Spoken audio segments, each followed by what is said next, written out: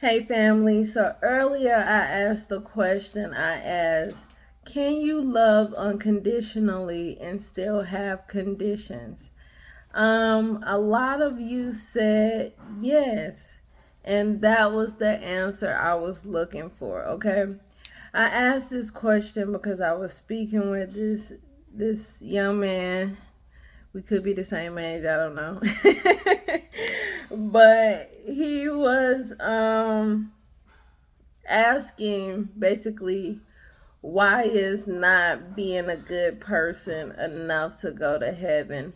Why do we have to follow God's commands in order to get into heaven? And he also went on to say, um, is God manipulating us? All right. And trying to control us.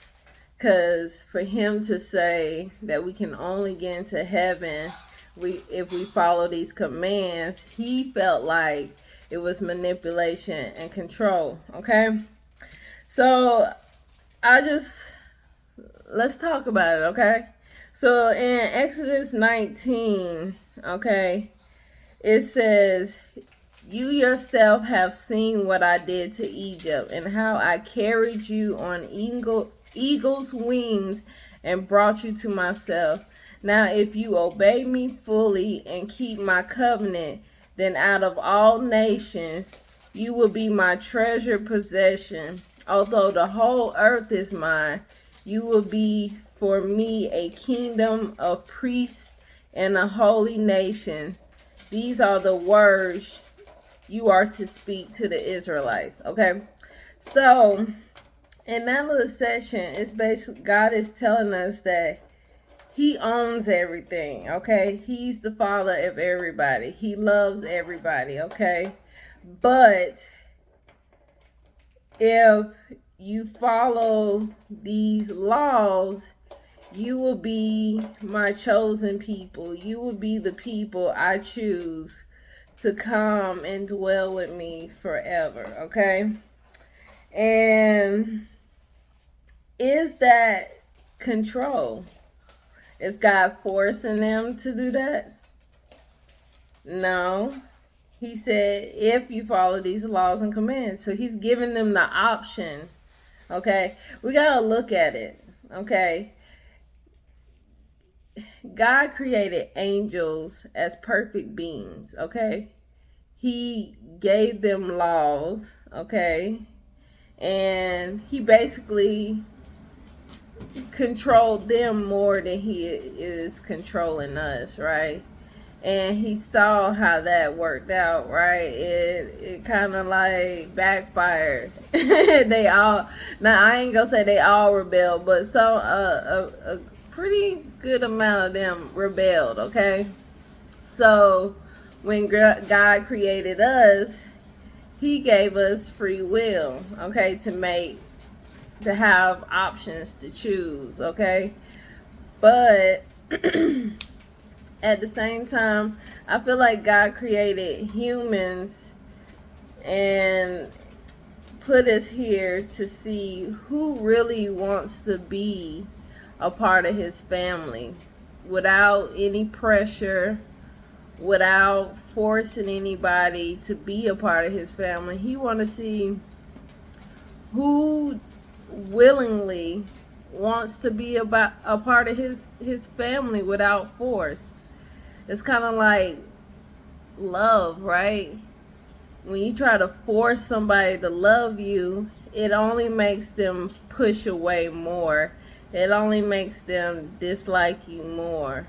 But when you give them the option to love you, right? When they have the free will to love you, it's like the love is real, really real, right? Because they have the option to not be there, but they're choosing to be there with you. They're choosing to love you no matter what. And you're not, and you don't have to say, "Oh, be here," or something, I don't know, like threatening their life or something. They genuinely just want to be there because they love you and they love being around you, okay? So God basically told Israel, he gave them the 10 commandments, he gave them the laws, okay? And then they agreed to it, okay? So God was saying, if you want to be my people, these are my conditions. It's just like if you was in a relationship, all right? You can love somebody, but before you get in a relationship, you tell a person, okay, I love you, I care about you, right? But these are my boundaries. These are my conditions. This is what I can tolerate. This is what I can't tolerate. Okay, so this is what basically God was saying. He was like, I love y'all, okay? And I want y'all to be my people, okay? But this is what I can tolerate. This is what I can't tolerate. These are my boundaries, okay? And if you can follow these, we can form this union, okay? I'll be there for you. I'll protect you. I'll provide for you. And all I ask is you follow these laws and respect my boundaries. And Israel agreed, okay? They agreed to all of God's laws and commands. It says, when Moses told them, it says, they responded with one voice, everything the Lord has said, we will do. Okay? So they agreed. They agreed to do everything the Lord had asked for them. God didn't force them. He didn't make them. They was willing to do these things, okay? So I just want to look at some of the things that God is asking of his people, because I don't understand what is so wrong about what God is asking from his people. He's asking, one, for them to multiply and be fruitful. So he's asking you to basically keep the generations going, to be fruitful and to multiply. He's telling you, he's helping us, okay? Because it's not for him. He don't need to be fruitful and multiply. It's us. If we don't be fruitful and multiply, we would go extinct, right? If we're dying more than we're producing, eventually it'd be no more humans. So that's for us, okay? And then God tells Abraham that all the men that consider themselves a follower of him need to be circumcised. And that was, he said that was a blood sacrifice, basically.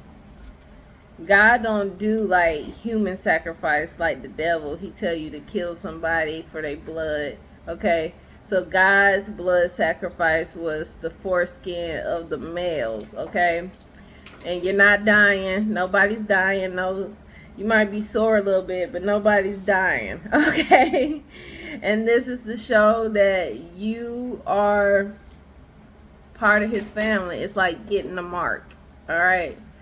Like, you know, how, I don't know, I guess like farmers brand their cow so that you can know it's their cow. This, I guess, is God's way of branding so he know that you are his people, okay? And so let's look at these other commands that God asked from his people, okay? He says to know who he is. So he's basically telling you to form a relationship with him, okay? So how can you love somebody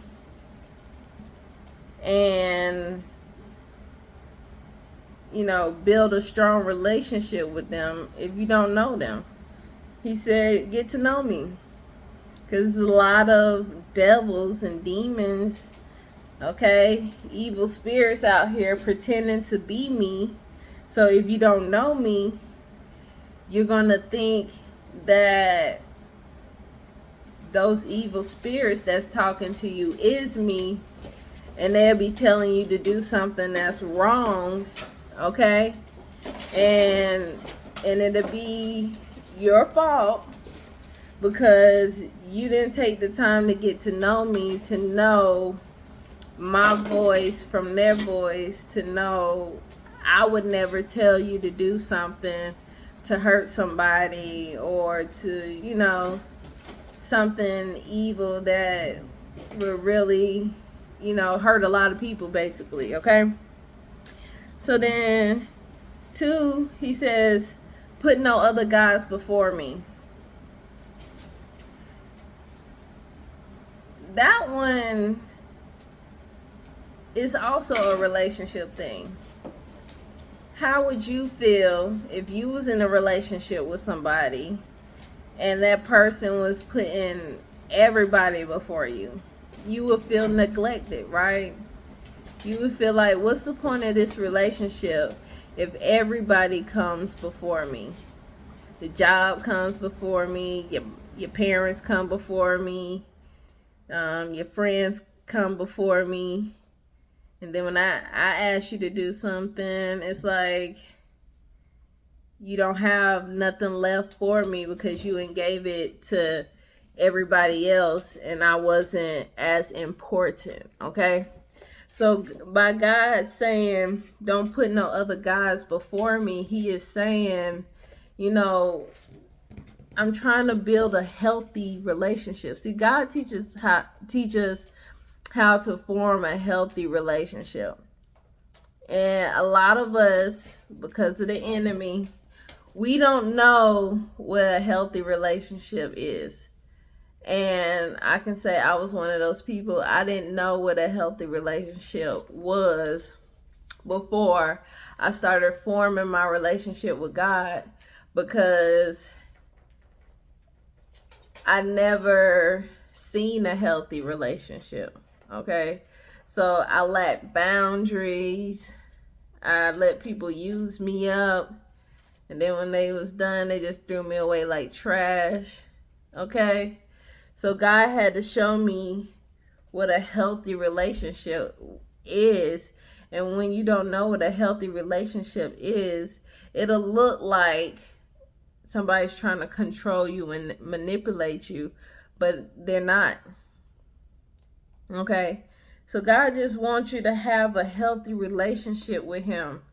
Those is what the first 3 commands is about, is having a healthy relationship with him, so that you can learn how to have a healthy relationship with other people. So again, the things that he's asking us still benefits us.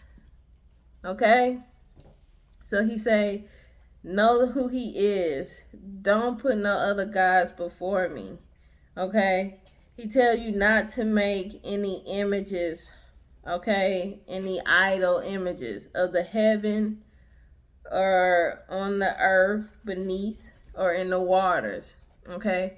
So don't be out here making fake gods of, demons, the earth below, the waters,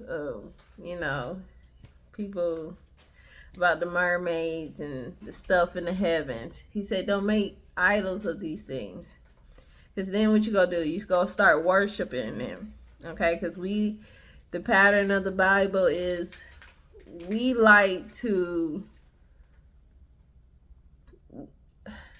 want gods that we can see. That is the pattern of the Bible. This is why we keep getting in trouble, because we want a God that we can see. Believing in a God that we can't see is so hard that we have to make one that we can look at and worship.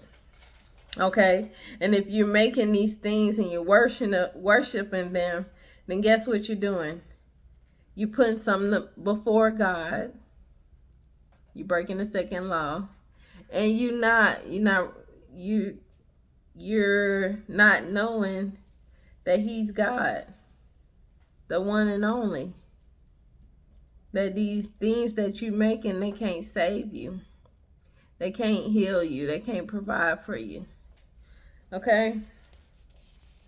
I mean, these laws is not hard. He's telling you not to misuse his name. You wouldn't like when somebody called you out your name, said your name wrong. We get mad at people just saying our name wrong. And God is saying, don't misuse our name.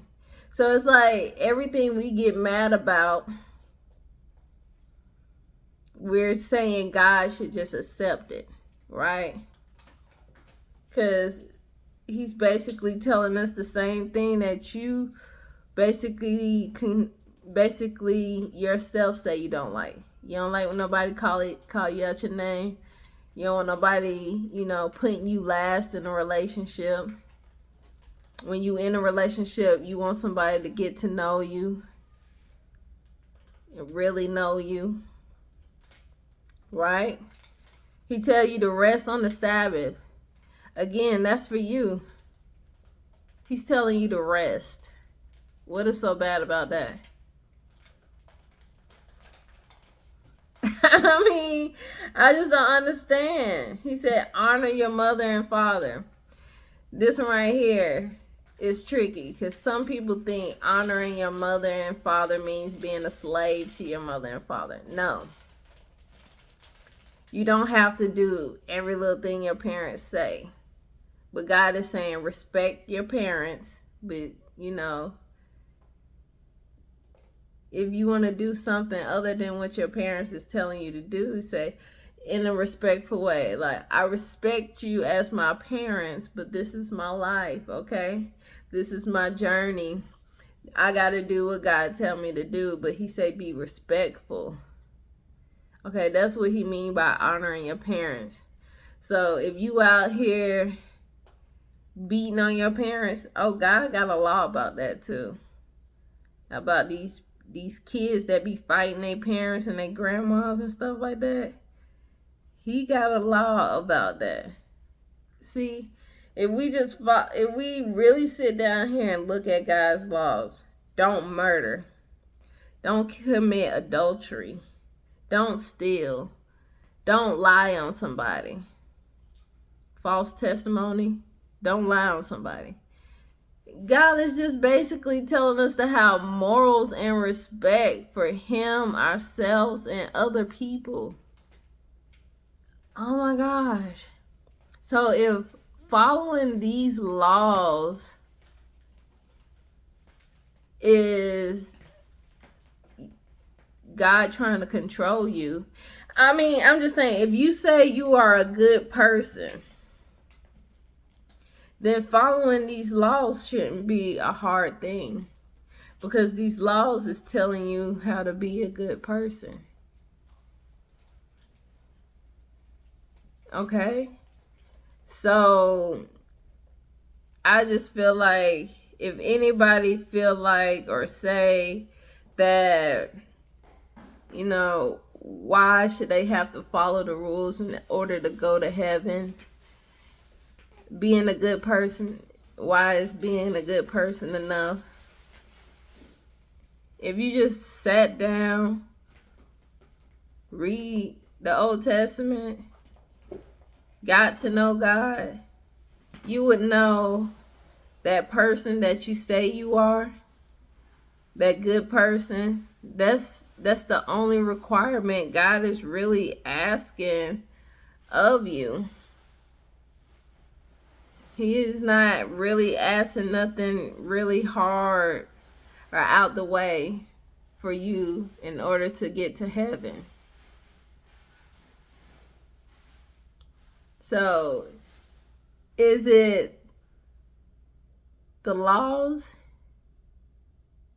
Or is it you just have some kind of misunderstanding about God? Or is it you just don't know what a healthy relationship is? But you can't say that, God's laws is controlling you. Because it's not. You don't have to follow them. God's laws just teach people how to be a good people, how to help people, how to respect people and him and yourself. So if you really a good person like you say you are, following these laws should be really simple and easy. And you and God should have no problem, and you should get in heaven with no problem. All right? So, I feel like I rambled enough. But I just wanted to come on here and say that because it's just like, I don't understand what is it that people really hate about God? What is it? Because his rules is telling us to be good people. He not trying to control our lives. Sitting here reading those laws, I realize all those laws is just teaching us how to be a good person and how to be accountable for our actions. He said if you steal something, you have to pay it back. If you lie, tell the truth. Confess your sins. So God is telling you to be accountable for your actions and to be a good person. So I really want to know, what is the problem with God? What is the real problem with following God? Is it him? Or maybe is it people that you've come in contact with that said they follow him? I know that almost ruined my relationship with God at one point, at the beginning of my journey. Because it seemed like the people that hurt me the most was people that went to church and said they love God. Those people hurted me the most. Those people did me the worst. Okay? And I understood why so many people run to the enemy. Because it seemed like the enemy was treating you better than the people that's supposed to be there to help you. But that's what the enemy wants you to think. He wants you to think he treats you better. But that's just to lure you in. Okay? So I just want to say, these people that follow God, they're humans. Okay? That's why you shouldn't put people on a pedestal. Because they're humans. And because they're humans, the devil can easily manipulate their minds. And to use them to hurt you. Especially when he wants to push you in the wrong direction. Okay? So, when he knows that God has something for you, when he knows that you are a chosen one to come out here and break generational curses and to help people, he will use those good people. He will use their minds, manipulate their minds to hurt you, to push you away from God, okay, and that purpose and that blessing, so that he can get you on his side and trap you in his prison, okay? Get you to work for him so that you can end up going and being in prison with him for eternity. One thing I learned from reading the book of Adam and Eve is that the devil hates us. He's the number one definition of a frenemy. I think that's what it is, right? Somebody that pretends to be your friend but really hates you. Yeah. He's that person. I don't know if it's a friend of me or you call it something different, but that's him. He will pretend to be your friend all day just to destroy you.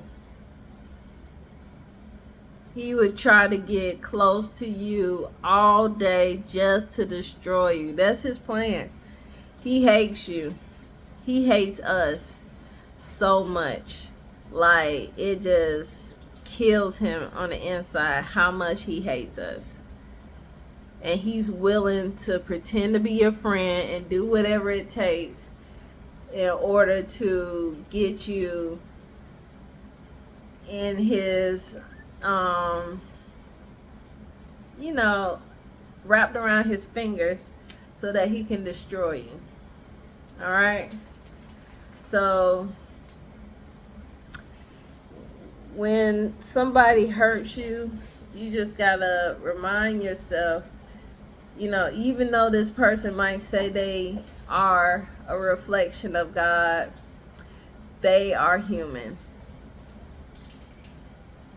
It doesn't, just because you follow God, it doesn't mean you're immune to the devil. Okay? He can still use you, especially if you're not studying your word like you're supposed to. Because God shows us how the enemy attacks and the different forms he comes in, okay? So if you're not studying and knowing his attacks, his strategies, right, his game plan, then you're not putting on your armor and you're leaving yourself open to be attacked, okay, to be used. So this is why God tells us to, you know who he is and to be in his word and to study, because he helps us learn who the enemy is and how he works, so that he's not out here using us and defeating us and destroying us, because God comes to give us abundance, okay, and to live a long life, a long happy life, if we allow him, if we follow his rules, okay? So I hope this video help bring some more understanding to God, some more clarity, because I know a lot of people hate things that they don't understand. And so maybe it's just a lot of people out here that don't understand God, and that's why they hate him. There's nothing that God actually did to them. They just don't understand him. And so lack of understanding brings hate, and I guess you can say like you just don't care. You don't need to hate him or love him, you just don't care at all. You know what I'm saying? So I just hope this helped. I love you, family, and y'all have a wonderful day.